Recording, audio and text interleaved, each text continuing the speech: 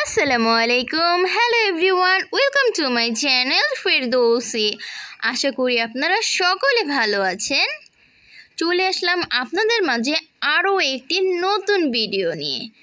আশা করি সম্পূর্ণ ভিডিওটি আপনাদের কাছে খুবই ভালো লাগবে।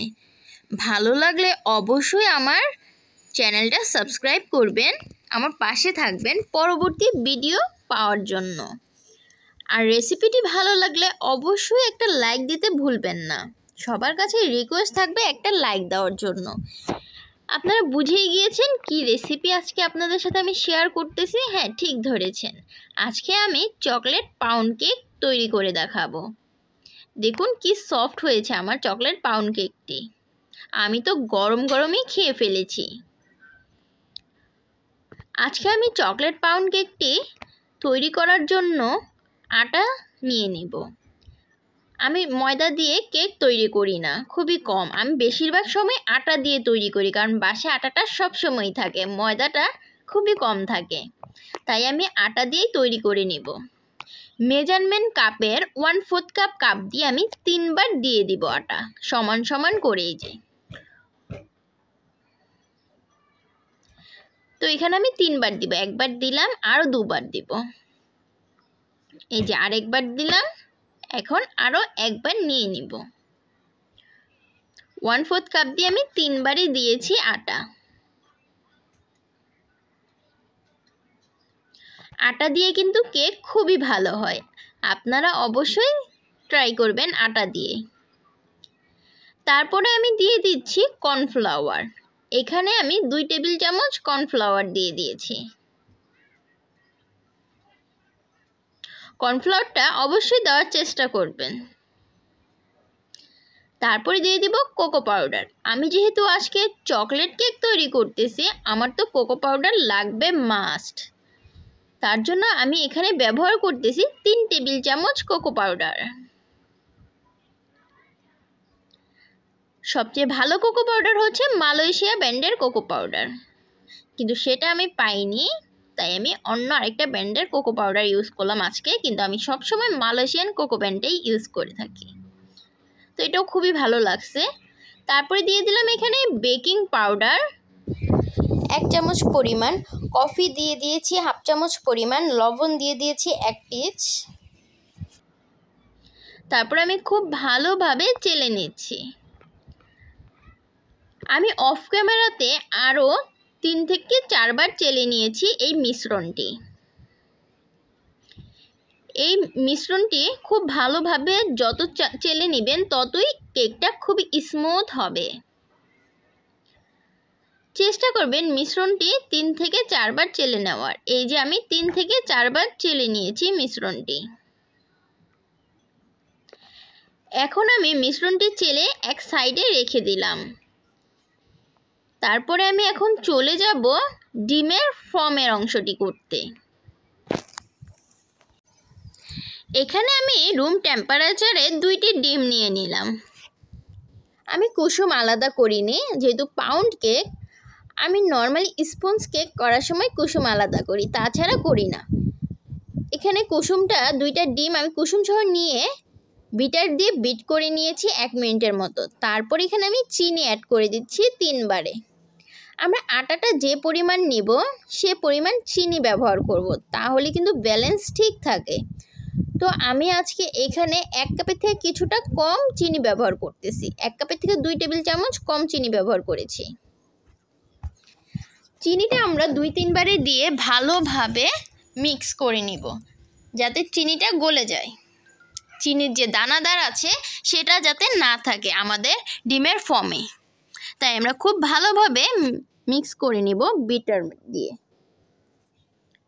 তারপরে দেখুন আমার ফর্মটা এখন এই পর্যায়ে আছে। তারপরে আমি এখানে দিয়ে দিব 1/3 কাপ পরিমাণ তেল। এই যে দেখুন আমি এখানে দিয়ে দিয়েছি 1/3 কাপ পরিমাণ তেল। তেলটাও আমি 2 বারে মিক্স করে বিট করে নিয়েছিলাম।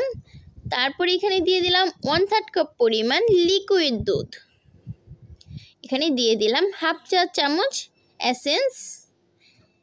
যেহেতু আমি চকলেট কেক তৈরি করতেছি তাই আমি চকলেট এসেন্স দিয়ে দিলাম। দিয়ে আমি আরেকটু বিট করে নিব প্রায় 2 মিনিটের মতো। দিয়ে এই যে দেখুন কালারটা কিন্তু সাদা হয়ে এসেছে আমার ডিমের ফর্মের। এখন আমি শুকনো উপকরণগুলো এখানে মিশিয়ে নিব। তো আজকে আমি কোনো স্প্যাচুলা দিয়ে শুকনো উপকরণ মিশাবো না, আজকে আমি বিটার দিয়ে বিট করব শুকনো উপকরণ। যেহেতু এটা পাউন্ড কেক, ফর্ম নষ্ট হয়ে যাওয়ার কোনো ভয় নেই, তাই আমি বিটার দিয়ে আজকে করব।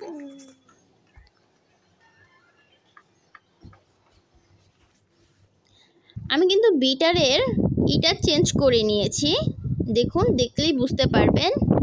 তো দেখলাম এটা দিয়ে অনেক দেরি হচ্ছে মিক্স করতে, পরে আমি আবারও চেঞ্জ করে আমি যে ডিমের ফর্মটা করেছিলাম যেটা দিয়ে, সেটা আবার লাগিয়ে নিয়েছি চেঞ্জ করে। এই যে দেখুন আমি বাকি শুকনো উপকরণগুলোও দিয়ে দিলাম। আমি এখানে দুবারে শুকনো উপকরণ মিক্স করে নিয়েছি। এখন আমি ডিমের ফর্ম যে করেছিলাম ওটা দিয়ে এখন বিট করে নিচ্ছি শুকনো উপকরণগুলোকে। খুব ভালোভাবে বিট করে নিয়েছি। আপনারা এভাবে বিট করে মিশাতে পারেন, এতে কেক একটু নষ্ট হবে না। আমি তো করি, আমার কেক আলহামদুলিল্লাহ নষ্ট হয় না।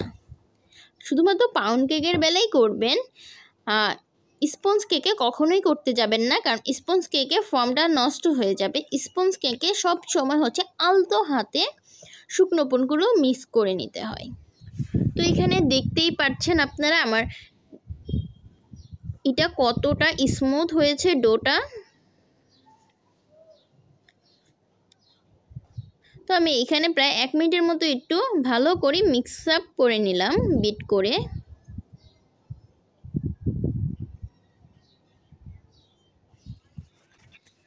আমাদের যেহেতু কেকের ব্যাটারটা করা তৈরি হয়ে গিয়েছে, তাই আমরা এখন ওভেনটা প্রিহিটে দিয়ে দিব। আমি আজকে শার্পের কনভেকশন অ্যান্ড গ্রিল ওভেনে এই মডেলে আমি করে নিচ্ছি। আমার ওভেনটা হচ্ছে 25 লিটার। একজন আমাকে কমেন্ট করেছিলেন আমার ওভেনটা কত লিটার জানার জন্য। তো আমার ওভেনটা হচ্ছে 25 লিটারের ওভেন। আর ওভেনে কনভেকশন মোডটা অন করে আজকে আমি 160 ডিগ্রিতে কেকটা বেক করে নিব, তাই আমি 160 ডিগ্রিতে প্রিহিট করে দিলাম। আপনাদের যদি প্রিহিট সম্পর্কে কোনো ভিডিও চাই বা ওভেন সম্পর্কে বিস্তারিত কোনো ভিডিও চান, তাহলে আমাকে কমেন্ট করবেন, আমি অবশ্যই শেয়ার করব আপনাদের সাথে। তো আমি ওভেনটা প্রিহিটে দিয়ে দিলাম 5 মিনিটের জন্য। আমি যে কেকের ব্যাটারটা তৈরি করেছি সেটা মোল্ডে নিয়ে নিব। মোল্ডে আমি তেল ব্রাশ করে সেখানে একটা পেপার দিয়ে ভালো করে তেল ব্রাশ করে দিয়েছি। এখন আমি মোল্ডে কেক ব্যাটারটা ঢেলে নিলাম। উপর থেকে ঢালবো যাতে কোনো বাবলস থাকলে চলে যায়।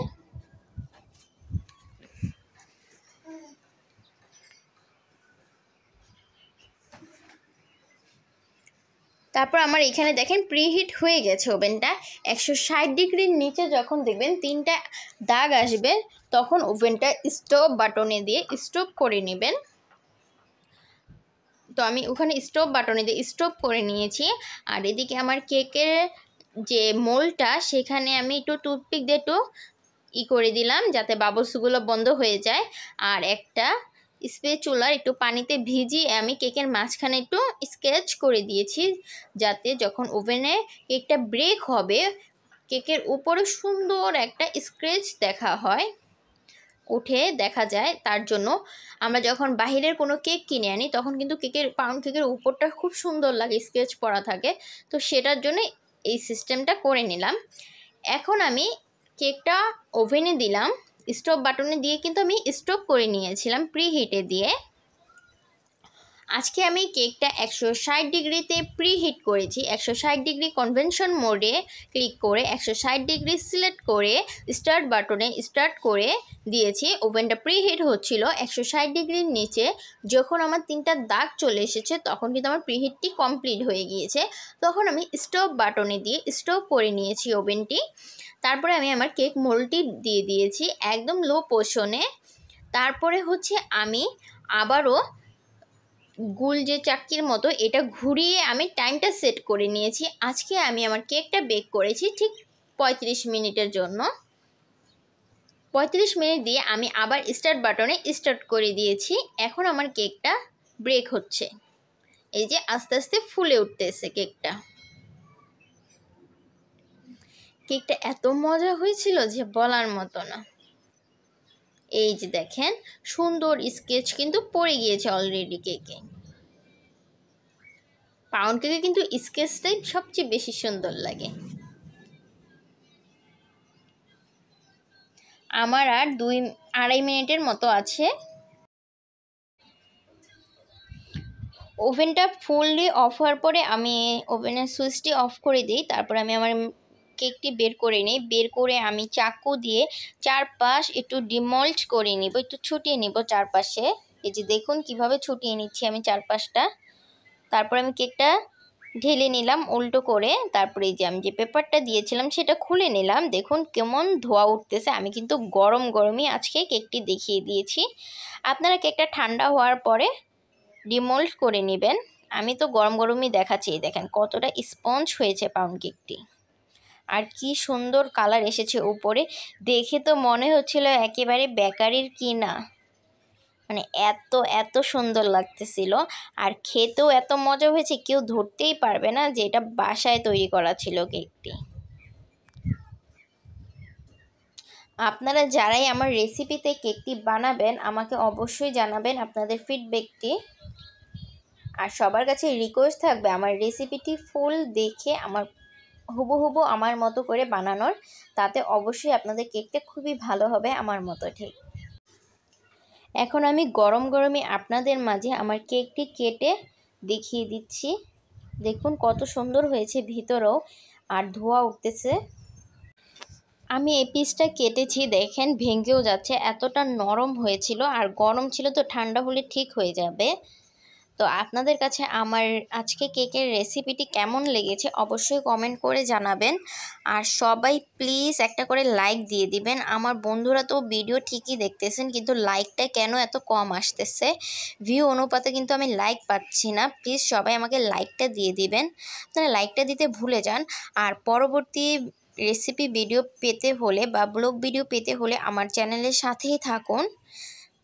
তো আজকে আমার এ পর্যন্তই ভিডিওটি। পরবর্তী ভিডিও নিয়ে আবারও আপনাদের মাঝে হাজির হয়ে যাব। পরবর্তী আপনারা কিসের ভিডিও চান সেটা আমাকে অবশ্যই জানাতে পারেন।